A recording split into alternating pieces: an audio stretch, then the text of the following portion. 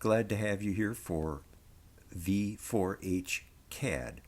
CAD is abbreviation for computer-aided drafting or computer-assisted drafting. It's a beginner's course, an introduction to the field of engineering, and really, regardless of what you go into as far as engineering, it's going to be a practical course for you. It's the essentials. This is set up for mechanical drawing or mechanical engineering, but easily can be applied to other fields within that study. This is a 2-quarter course. It's going to involve some exercises to begin with, just to help you understand what orthographic or multi-view drawing is.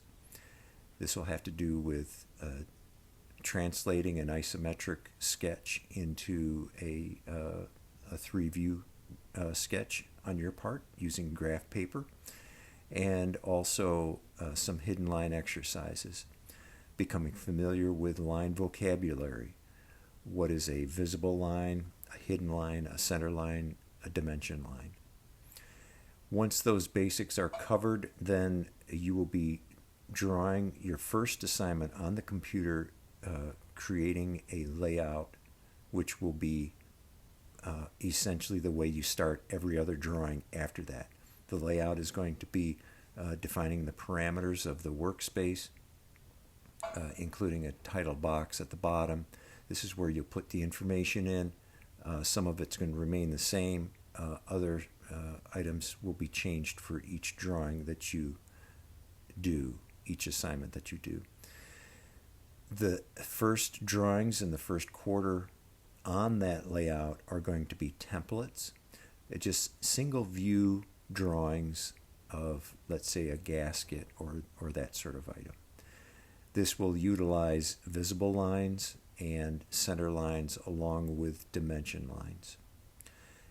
Once those fundamentals are taken care of, the second quarter will be more advanced and involve the actual orthographic drawing. This will be front view, right side view, and top view with the visible lines, hidden lines, center lines, and dimension lines. This would be, when complete, with an isometric drawing that you will be doing also. That's just a 3D drawing of the object. Then all those 4 items, those 4 views together comprises what is called a working drawing. That will be the exam. That will be the completed item for that second quarter. The things that you're going to need, as mentioned before, you're going to have some graph paper, and that's just graph paper like this with a 1/4-inch grid on it.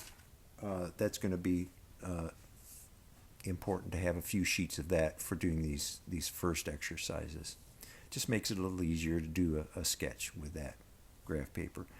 You're also going to need a textbook, and technical drawing, that's the name of it. Here's an old edition. That's the 6th edition. This is perfectly adequate. A more recent is the 11th edition.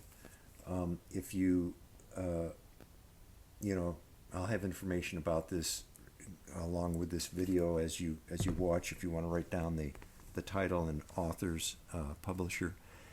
Any of those are going to work fine, because what we're going to look at, those pages haven't changed in years and years. So the exercises remain the same. The information is basic enough, it's not going to change. So any of those are going to work fine as your reference textbook. You're also going to need to purchase the software through Corel CAD, and I will also have that posted in this video, and then along with the requirements for the computer. I mean, be able to handle the software. That's going to have to be taken care of on your own, obviously, depending on what device you're using. Aside from that, you got a pencil for doing the exercises, maybe a straight edge to help do your drawing. We will be doing some isometric drawings, and there's a graph paper for that as well. And sometimes you have to buy a whole pad of that, but it really does help. There are ways of getting around that, which I'll give you as an option. You can make your own triangle and do the drawings that way. So, and in some cases, that might even be easier. So when we get to that point, that's going to be in the second quarter. You decide how you want to approach that.